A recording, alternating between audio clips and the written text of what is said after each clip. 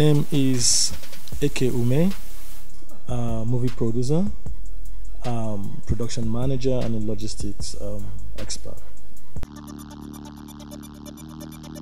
Growing up for me wasn't entirely fun. I grew up just like every other kid, struggling to go to school. Eventually went to school, and while growing up, I was someone that really loves watching TV. Although sometimes, our parents go like, go read your book, go and read your book, and stop watching TV, go and read your book. And then, television starts by 4 p.m. So, like I said, growing up for me was entirely like most kids who grew up struggling to become who they are today. I didn't just venture into film as a producer. I actually started as an actor. And during my days as an actor, really, I did about like 20 movies. Then, even though I wanted to be in the entertainment industry, I thought it was a bit, not difficult now, but I just realized that I wanted to be behind the camera. Okay? I thought I was going to have much fun, being behind the cameras, and which is what happened. Then I left and then went to do a white collar job, and after a while I just realized I needed to go back, but again this time around as someone behind the camera, which I did. Then I started working with Zeb Ejiro at Zeb Ejiro Productions. I actually was his general manager for like 4 or 5 years. Then that was when I actually ventured into production. I did a short movie entitled Butterfly, which got 2 nominations for the Bone Awards. I have also produced, for example, Golden Pyramid. I actually produced most of the series, Comfort Zone, Crossroads, the last Igbo TV series we did. We're doing this now both as an associate producer. I also manage productions, and I have managed a whole lot of productions, both locally and internationally, documentaries. Yeah, I also produced the documentary on CWG with the MIT US, I think Massachusetts Institute of Technology, Massachusetts, yeah. All that I've done.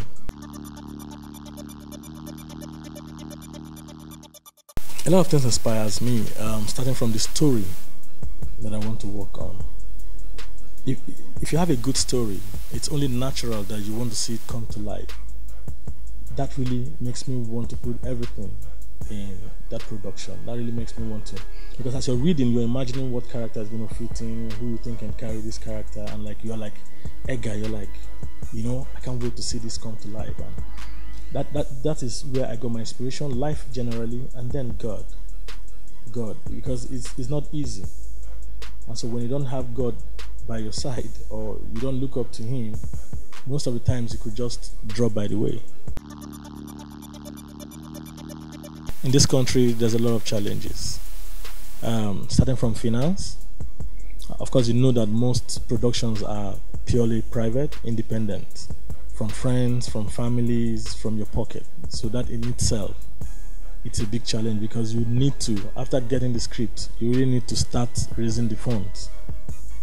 Do you understand? Then aside that, you and I know that we don't have lights, and so we must run generator, and that in itself is noise pollution. Then that brings me to noise itself. Making movies here in this country, you must really, have to put your acts together. Like I said, as a producer one, and then as a production manager, I deal one-on-one with these people.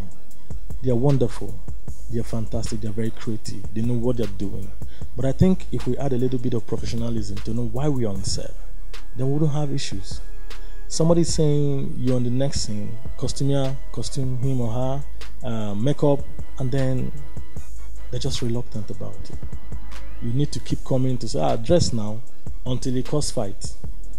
That is when most of them will move. But there are a lot of them who know why they are there. They will be the ones harassing you. Where is the makeup? Where is the costume? Let's do this thing. Do you understand?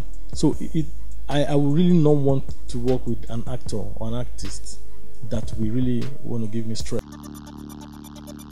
I think that when we have more cinema release, we'll be able to check piracy a bit, at least allow the producer to make back his or her money. And that is why it's good for us to also make good movies that people want to go and see. If we have more cinemas and we have our movies in maybe about 300 cinemas, 500 cinemas running at the same time, we'll be able to make our money before it is pirated. Funds are most of the times personal.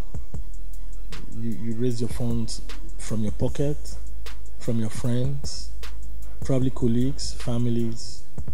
I don't think we have that platform yet in Nigeria where you can, really raise funds for your productions. Because I know that at a time when you go to a bank to say you want to get a loan to do a movie, they're not asking for the story you want to film. They're still asking you for the same collateral that you don't even have. They're asking for that house that you still don't even have, because that is why you're trying to get into a production to see what you can get.